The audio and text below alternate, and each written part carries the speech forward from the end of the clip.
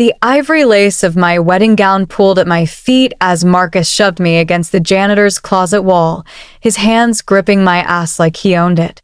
My veil snagged on a mop handle, tearing as he yanked my thighs around his waist, his dick already straining against his slacks. "You want to be a bride?" he growled, biting my neck. "Then scream like one." I clawed at his shirt, my boobs spilling out of the corset meant for Craig's, eyes only. Marcus dropped to his knees, hiking up my silk skirt, his tongue rough and demanding against my pussy as the organist rehearsed downstairs.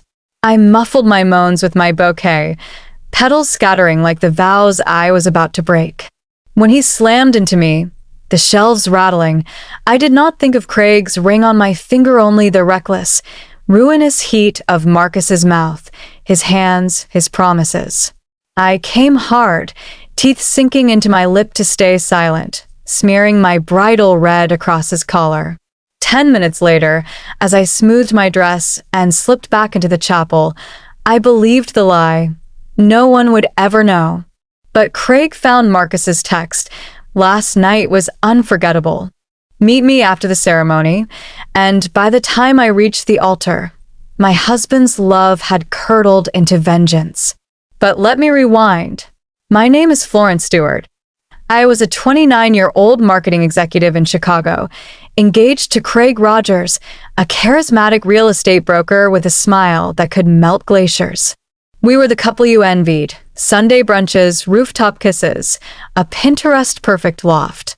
But behind the filters, Craig's ambition left little room for intimacy. He forgot anniversaries, canceled dates, and fell asleep to my tears. Then came Marcus Doyle. He was a freelance photographer hired for our engagement shoot. His lens captured more than staged smiles. It saw the loneliness I masked. During a whiskey-fueled editing session, his hand brushed mine. "You deserve someone who looks at you like you are the only light in the room," he murmured. I laughed it off.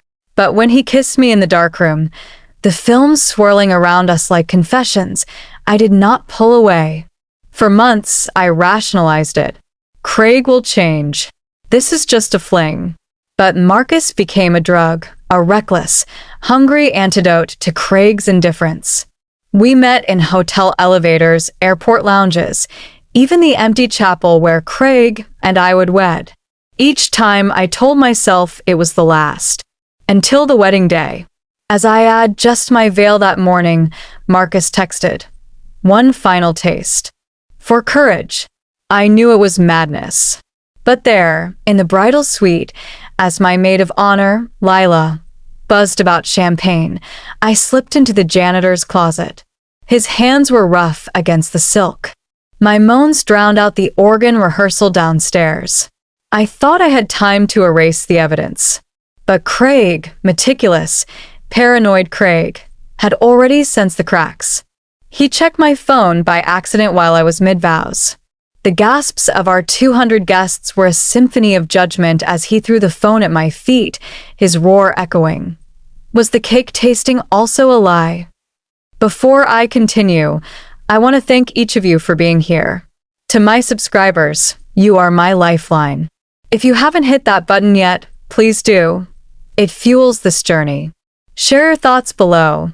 I read every comment. Now, back to the carnage. Craig's face twisted as he scrolled through months of messages. Marcus promises, my pleas for secrecy. The organist froze. My mother fainted. And in that suspended moment, I realized there would be no vows. No redemption. Only the truth, sharp and bright as shattered stained glass.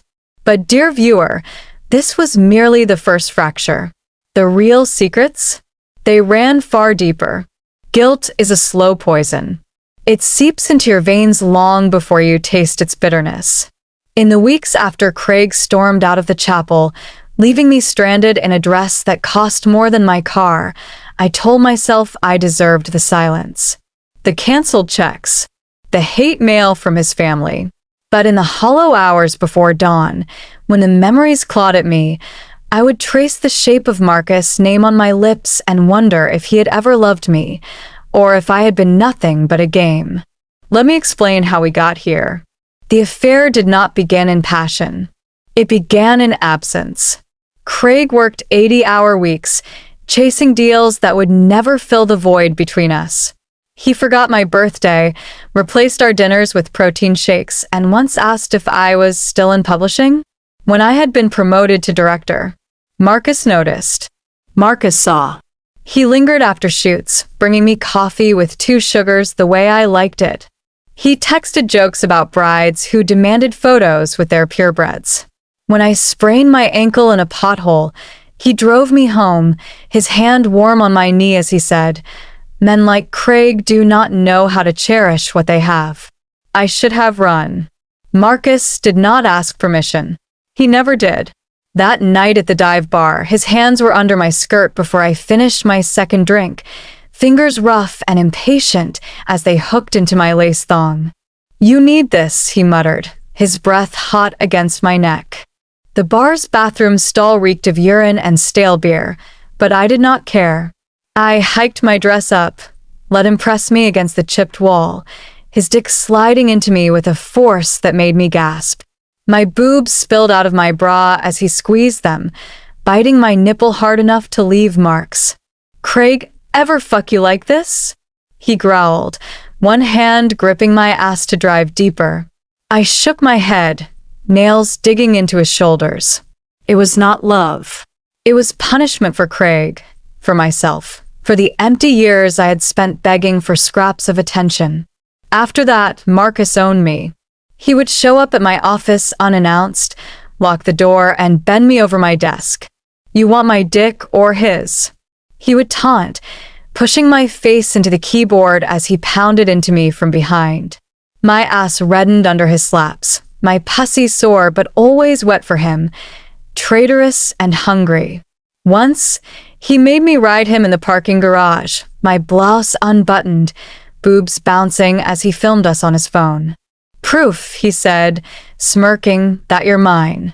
I deleted the video later, but he always made more. Meanwhile, Craig was changing. He started leaving early, claiming meetings, but I found lipstick on his collar, a violent red that was not mine. When I confronted him, he smirked. "You do not get to play the victim, Florence." His new hobby? Gaslighting.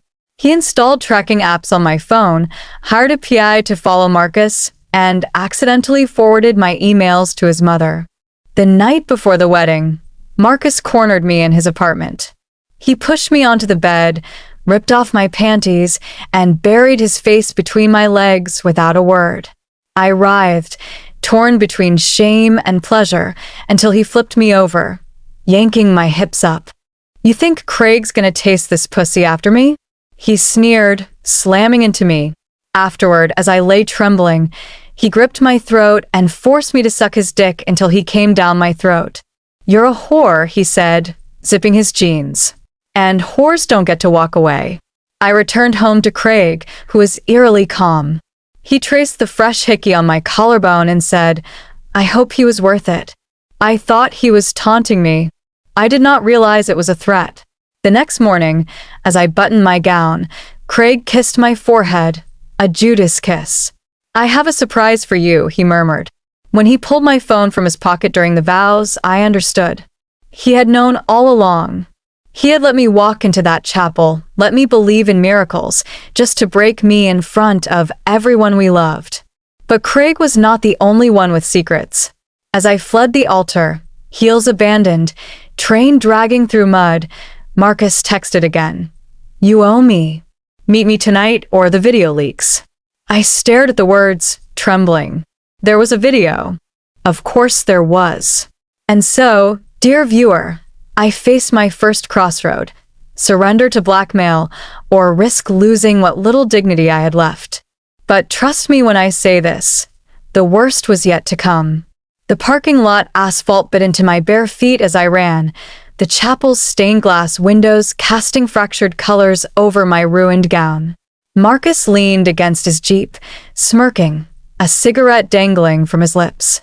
"Took you long enough," he said, as if we were meeting for cocktails, not mutual destruction. I had no pride left. I begged. Delete the video. I will do anything. He grabbed my wrist, yanking me close. Anything? His laugh was low, venomous. You are in no position to bargain. He pulled out his phone, thumb hovering over a thumbnail preview of us in the bridal suite, my head thrown back, his teeth on my neck. One click, and this goes viral. Or He tucked a strand of hair behind my ear.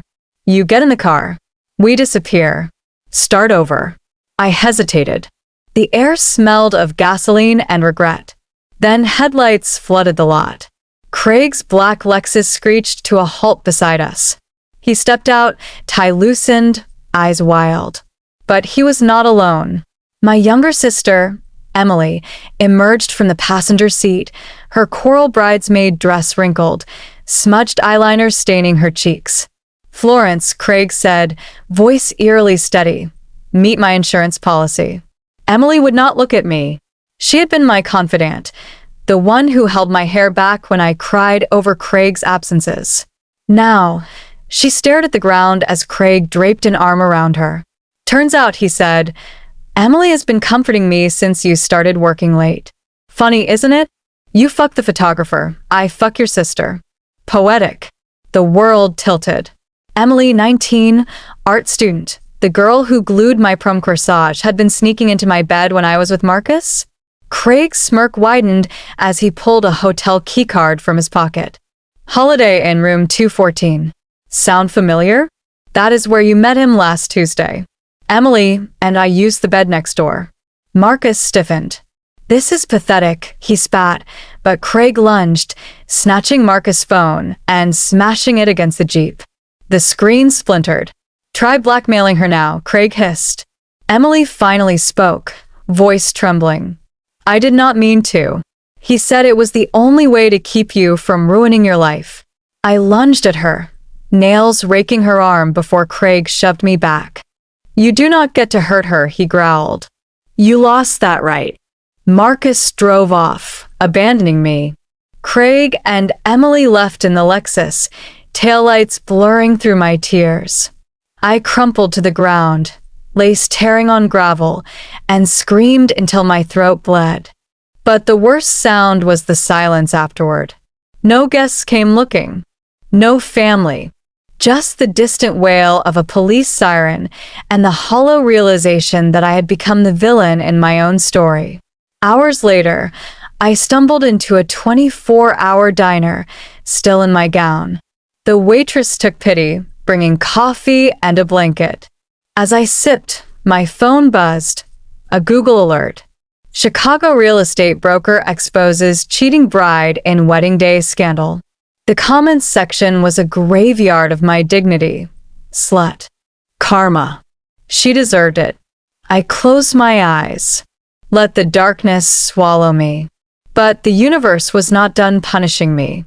At dawn, nausea hit. I vomited in the diner bathroom, staring at my ashen reflection. The timeline clicked, missed periods, fatigue, the raw ache in my breasts. I bought a test at a gas station. 2 pink lines. The pregnancy test sat on my bathroom sink like a grenade. 2 lines. 2 possibilities. 2 men. I counted back the weeks. The frantic closet encounter with Marcus on the wedding morning and Craig's rare, whiskey-fueled night with me a month prior. Both could claim paternity. Both would weaponize it. I did not sleep.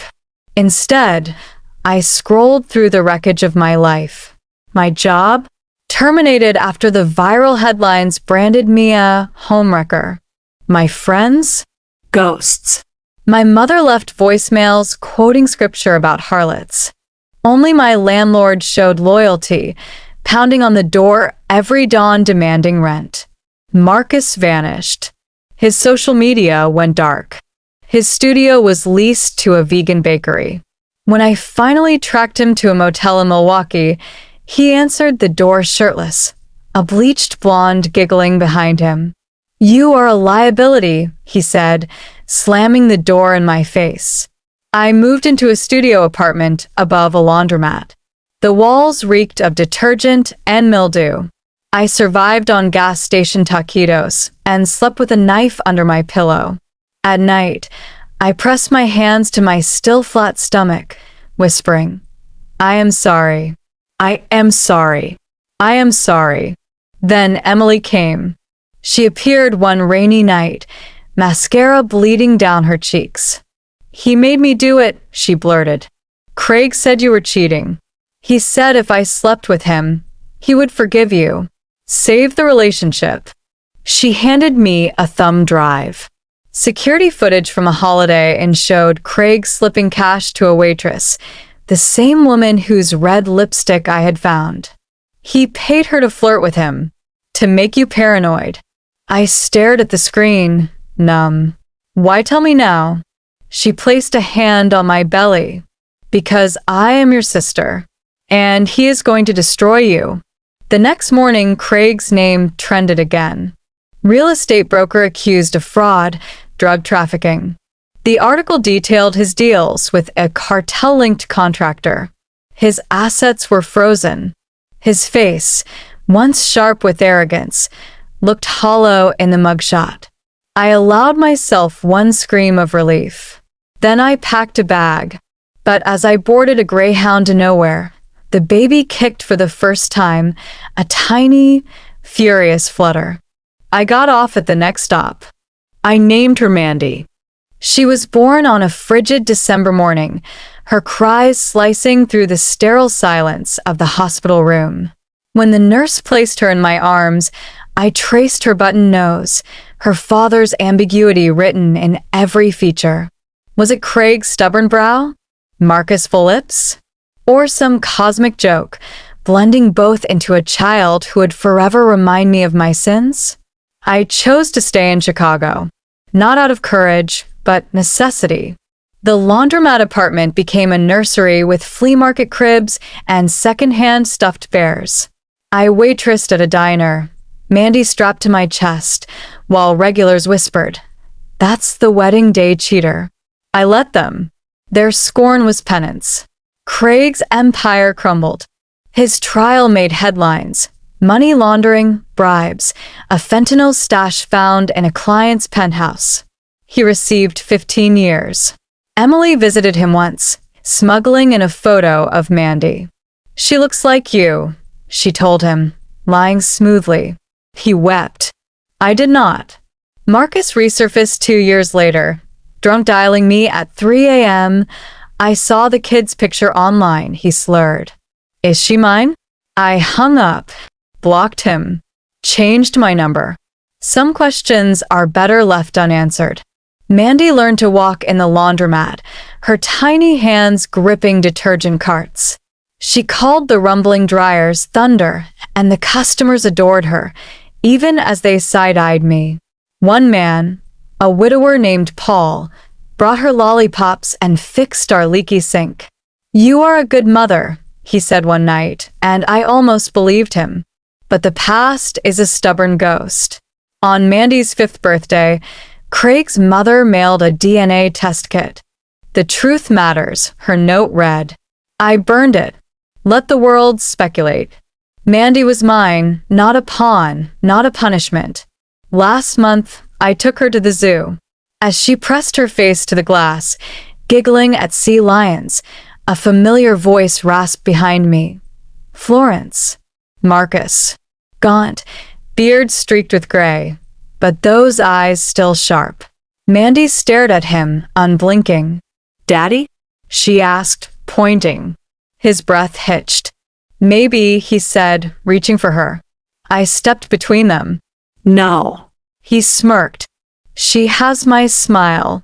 She has my resilience," I countered. "Leave, or I will call the cops." He left. Mandy forgot him by the penguin exhibit. That night, I rocked her to sleep, humming a lullaby. The old wounds ached, but they no longer bled.